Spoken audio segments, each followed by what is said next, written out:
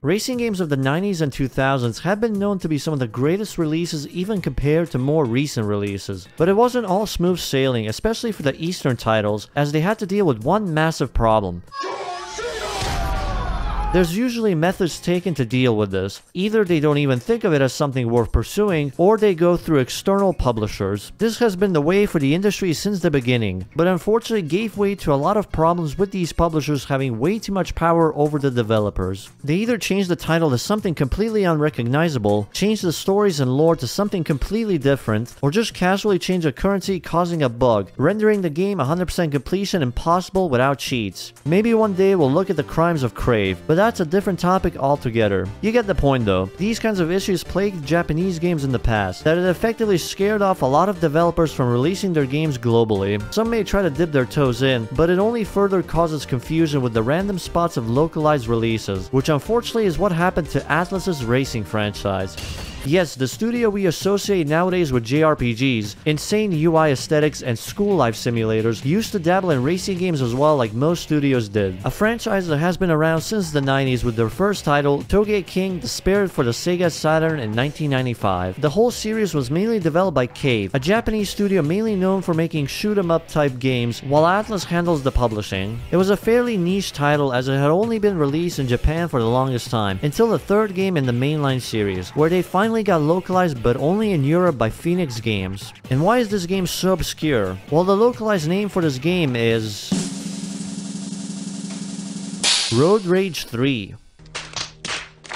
There's way too many questions to ask about this decision. Why Road Rage when it doesn't even tell you anything about the game? Why is there even a 3 when none of the previous games are not localized as Road Rage 1 and 2? Who even thought of this? How did they come to that decision, and what the fuck happened here? It's not surprising to hear no one knows this series had an English localization when this is how wild the title gets changed. But you know what? Let's just put this behind us and focus on the game. I'll just refer to it with its original name. So Touge 3 came out for the PS2 in the year 2001, and the whole game is basically what the title says, Touge Races, except for one track as exception, but we'll get to that in a couple of minutes. The game itself plays out pretty simple. You have several game modes available in the menu. All you have to do is beat all of the events available, rack up rewards, and become the new Touge King. There isn't really any story to complicate things or forms of progression. You just race and beat everyone available. There's not even a single hit of an economy system in the game, so everything is unlocked purely from event completion. Although I have to note, the game certainly took a lot of inspiration from the early Gran Turismo titles with its UI design, with the simple and blocky menus, with a very consistent use of colors to mark the different options. It does get a bit confusing in certain parts, as you do with these old Japanese games, like having to press square to switch performance parts instead of just X or circle. But anyways, how's the actual driving experience? Well, this game certainly has a very weird take on drift handling than the other Touge racers I've played so far. It kinda has that balance between having a solid and grippy enough handling to be able to direct where the car is going, but initiating a drift is also super easy, that every car would slide like they're running on soap when pushed enough. It gets a bit more in depth as well thanks to each drivetrains having different ways to handle the drifting. By default, rear-wheel drive cars are the best cars to drive in since they seem to be the most basic overall. You slide and then brake, handbrake, or accelerate accordingly to control the direction and momentum. They also don't seem to have any problems with things like switching directions mid-drift and will enter a drift easily enough. All-wheel drive cars are when things get a bit weird, since they don't behave like the rear-wheel drive cars. They don't slide as easily, so you'll have to brake or handbrake when entering corners, but then things get weird. If you brake or accelerate, it'll feel as if the car is switching rails by altering its cornering radius. It's really off-putting at first, but after a bit of practice, these cars are pretty good for drifting as well, albeit a bit more problematic when dealing with consecutive hairpin corners, since they seem locked to the direction more than rear-wheel drive cars do. Front-wheel drive cars are where things get really hairy, and it's probably because they require way too much effort to initiate a drift with. You need to start with a handbrake corner, and then keeping the drift going is also a completely different matter. They do turn way better without drifting, but it's also very easy to overshoot with the handbrake and end up kissing the wall instead. So I kinda see them as faster cornering at the cost of a higher skill check. Mind you, the lower performance front-wheel drive cars are pretty fine and can be fun to drive, but once you get into the corner-heavy tracks, it gets really annoying. Despite the shortcomings, this is one of those drift physics that when properly implemented can offer a lot of satisfaction, like some kind of visual ASMR. You can even try to copy some of the techniques you've seen in other games or shows with a headlight toggle option. Ultimately though, it entirely depends on how you drive and prefer here, especially since each car will have its own different stats of top speed, acceleration, and handling, each of their own customization and upgrades, with more cars to unlock from completions. But how do we unlock them, or rather, where exactly? Out of all the game modes you see here in the main menu, only 2 of these are relevant for progression and unlockings. The simplest one is Quick Race mode, which turns the game into a classic arcade experience with a linear track selection, an added timer with checkpoints all over the tracks, and a random amount of opponents on track. You do get some pretty cool cars from finishing this mode, with the tuned MX-5 and 240Z for beating all tracks in both normal and reverse layout. And also this really cool piss filter drenched replay. Congratulations! Congratulations! Congratulations! Congratulations!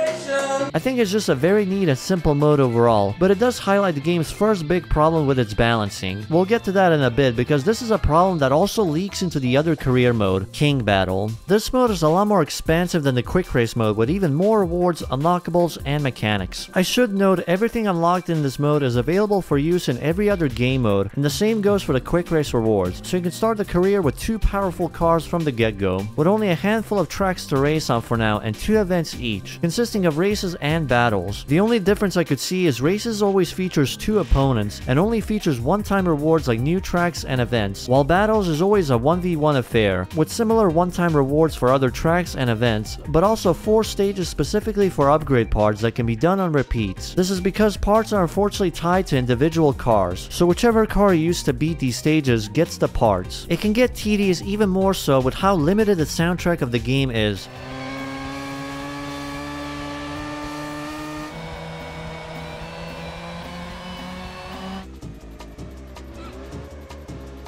It's not bad, mind you, a bit generic in a couple of places, but they're alright. It's a pretty good mix of rock, D&B, and a bit of electronica funk. But I do have to give the game some credit where it's due. These tracks have some pretty good visual and interesting track layouts, covering 2 Hakone layouts for beginners and the professionals, Miyogi, Akagi, Mino, and Usui for the intermediate players, and a very weird short circuit with a sussy layout, being the only track with a drag race event. I think this is also the first time I've seen a Toge racer design its mountain roads in a circuit layout as well, even if they only use 1 lap for these races, so at least most events will not take up a lot of time to complete. As for the events, you either get a completely new track with its own race and battle to beat, or events that consist of either a short sprint race against 1 or 2 opponents and one of the hardest challenges in the game. If you're a fan of heavily sadistic drift challenges in racing games, lucky for you, this is another Toge racer with 1 available. Luckily, it's not the entire full track layout, but even with the limited amount of corners, this challenge will prove to be fairly difficult for a bunch of factors, even though the roads are way wider and the drift physics at least somewhat better than the alternatives. The first problem comes from the very bizarre balancing issue, with some tracks having a very limited room to drift and very tight score requirements, but it's only true to some track selection. And also, these are the only events where the drift score down there becomes really relevant. In other events, they're mainly just for personal high scores. The other problem comes from the very bizarre hitbox all over the game, which kinda beats the purpose of having a wider track to begin with, because apparently every car has a hitbox designed like it's 2020 all over again. You can usually spot this when trading paint with the opponents, and this is unfortunately also true for track limit. It does make it seem like you just gave a fail for breathing near the sidewalk. While we're on the topic of balancing though, I think it's appropriate to bring up how this game handles its cars in general. At the very basic, every single car in the game is free to use for every mode, but you have to pay a bit more attention to their categories, as it will dictate the difficulty and overall performance in bizarre ways. The slowest with Light Sports, covering cheaper, slower sports cars like the MX-5, A86, Civic, and a couple of older classics. Active Sport, which is the middle class with cars like the Honda S2K, Silvia S13, Mitsubishi Stadion, and a couple of others, with the last one being the high-speed GT, which features the more well-known high-performance spot cars like the Toyota Supra, 3 Nissan GTRs of that era, Subaru Impreza, and a couple of odd selections like the 240Z, but I think the classification is purely based on performance than other things. So basically, there's around 40 cars in total, split into 6 different Japanese-only manufacturers. Also, the only visual customization in the game comes from the rim selection and the ability to switch the arrow on or off. However, the thing with this game is difficulty settings, it's primarily based on some very weird choices of opponent pairing in each class. Depending on what class of car you pick, the opponent will follow suit. This seems to be more tied to the tracks. Like no matter what high-speed GT car you pick for this Hakone short stage, the opponent will always be driving an R34, and this unfortunately means problems. It may look like a great way to balance out every car personally, but due to the selection, it limits the amount of viable cars overall, as some of the opponents are just way too quick for the class they were assigned for. They could have fixed this by tying the opponent car or AI performance based on the car instead of just the category here, but as it stands, this game's balancing is just very shaky. You could technically beat the game entirely by constantly switching cars, but that just ends up becoming a bigger problem once we enter the end game, because as I've stated beforehand, upgrade parts are tied individually to the car used to beat these specific battles, so you have to beat those events specifically with the car you want to upgrade, and only after that, the game will allow you to do some fine-tuning, which can be very beneficial to increase acceleration and the engine's max power, but the awkward balancing means some cars are just absurdly difficult to upgrade compared to others. It's a bit absurd as the lack of upgrades will bite back when the storm approaches, in the form of the Drift King Special Challenge.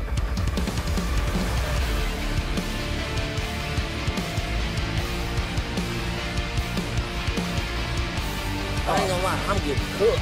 Yes, that is Keiichi Tsuchiya, the Drift King. Once all race, battle, and events are unlocked, a new set of special races will unlock on every single unlocked stage. The King battle name starts to make sense now, doesn't it? This is the final challenge of the game, and unfortunately this is where lack of upgrade parts really hits at its hardest, because this man has one of the most dangerous AE86 to ever be driven. It even counts as a light sports, but if you try to race him in an active sports car, he can still leave you in the dust. Don't even bother thinking a high-speed GT car is going to cover you, because the man brought along a custom-tuned NSX just in case. He will test you and push you to the limit, which you can try doing time trials to practice around specific tracks. It won't unlock anything, but it's just a neat way to learn about the track. And you know, there's a 2-player mode, for whenever you want to slide with your mates after a stressful time with the King. That is unless you come at him with a fully upgraded car, in which case he will just melt like ice cream. It's insane just how massive the gap between racing him with no upgrades is. We went from racing for our lives to having a breeze mountain ride and somehow leaving behind the Drift King like it's nothing. For casually pounding him, we get his custom-tuned A86 and NSX, which should complete the list of cars so far, except for Sun. I've seen some videos and wiki pages mention this game features a Tommy Makinen Edition Lancet Evo, but despite completing what I believe to be the entire game at this point, I have yet to see them unlocked. It's probably one of those PS2 era secret unlocks. Maybe I have to beat a set of events with a very specific car or category or something, but despite how much I've looked, there doesn't seem to be much information regarding how to unlock it, and that really caps off my opinion of just how obscure and forgotten this series is. Most of the things I saw about it have mostly been about Toge Max G, which is the spin-off title with a visual novel style story mode, which is unfortunately Japanese only. There's only a few videos covering this game, and even the last game in the series, Toge R, which came out a year later for the Xbox. So with all that said, that should be it for this game. I think this game is pretty weird. It has a bunch of issues, but it also has one of the most satisfying drift mechanics I've tried so far. Like the lack of use case for the drift points is a bit of a wasted potential there. They could have used it to tie up with unlocks instead of forcing people to repeatedly play the exact same 3 battles with each car, which is another thing I wish they had handled better along with the balancing. The no economy approach is commendable, but after a while it gets way too tedious to get all the cars upgraded to beat the Drift King.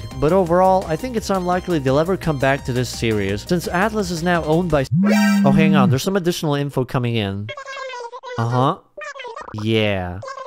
Okay. Well folks, new info just came, but apparently this is not the only game in the series to have received a localization. Apparently, the very first game had stepped on US soil after all. Toge 1, or rather by its full name, Toge King. The Spirits, or by its English title, High Velocity Mountain Racing Challenge, which is a lot more accurate than whatever Road Rage 3 is supposed to be. It was released way back in 1995 for the Sega Saturn, and as a result, the game is overall an extremely arcadey experience, both in its gameplay and visuals. There's only 6 cars available here, with the R33, NSX, Supra, Subaru, MX-5, and RX-7. At least I think those are the models, since this is the early 3D era. These models looked really bizarre in several spots, like it's hard to tell if the first car is an R32 or 33. Heck, the Subaru tricked me into thinking it's an R34 when looking at the front until I saw the taillights. On the other hand, the tracks in this game are absolutely insane. Just look at these massive climbs and drops. They're laid out like a circuit too, so this clearly carries over into the rest of the franchise. There's a total of 3 tracks here, each with their own normal and reverse layout, which is covered in the main King Battle mode, each taking up 6 difficulty races, which ramps up from easy to pretty bullshit, which I guess is common with these early arcade racers. I haven't run into any currency system or extra unlockables. I'm assuming they don't exist here, which is fine. It just makes this game a very simple and accessible arcade racer, which is already showcased by its racing anyways, as it's always you against one other opponent, with a car that's very easy to throw into a drift. So overall, I think the game is fine as it is. It's definitely aged a bit with how weird the handling can feel, and it had the usual split-screen multiplayer versus as well, which sounds normal, but apparently this was one of the earliest games for the Sega Saturn to feature them, which is pretty cool. The game even sold really well in Japan, which may explain why they kept going with the franchise but dropped the Western localization altogether, at least until Toge 3 6 years later. But back to what I was saying before, I don't think the series is ever going to make a comeback for a couple of reasons. The people currently working in Atlus don't seem to be interested in making anything beyond JRPGs anymore, at least since the mid-2000s. On top of that, ever since the acquisition by Sega in 2013, the Toge series is effectively in contention with the initial D games, which Sega owns the license to make, and that series has way more of a fanbase overall. I think it's just clear why it will never come back. There are still some of the series I would like to cover as well, but until there's an English translation, unfortunately I don't think it will be suitable, and it's likely I'll misunderstand or miss a lot of things. But that's it for this video. What do you guys think of the game, the series, and have you played any of them? Let me know down below, and I'll see you in the next video.